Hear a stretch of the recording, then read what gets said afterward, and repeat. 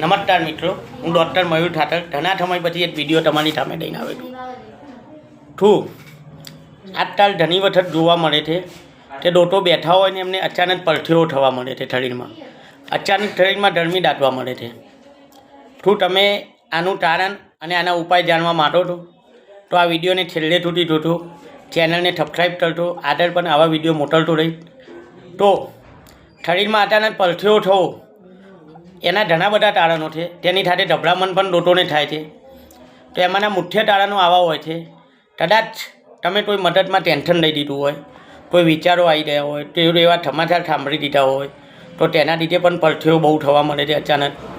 કદાચ diabetes down થયું હોય, તમે તો ડાયાબિટીસના પેશન્ટ હો, ડાયાબિટીસ ડાઉન થવા મળ્યું હોય તો પણ આ રીતે અચાનક પરસેવો થવા મળે છે.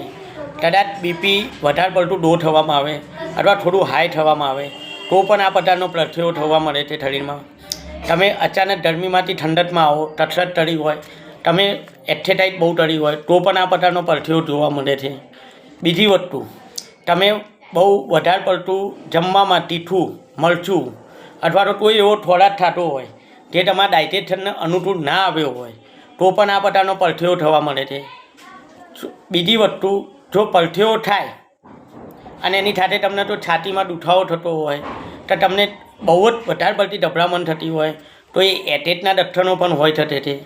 તો આવા સંજોગોમાં તમારે શું કરવાનું? તો સૌ પ્રથમ તો તમે આરામથી બેસી જાઓ અને તમારા નજીકના ડૉક્ટરનો સંપર્ક કરવાનો ટ્રાય કરો.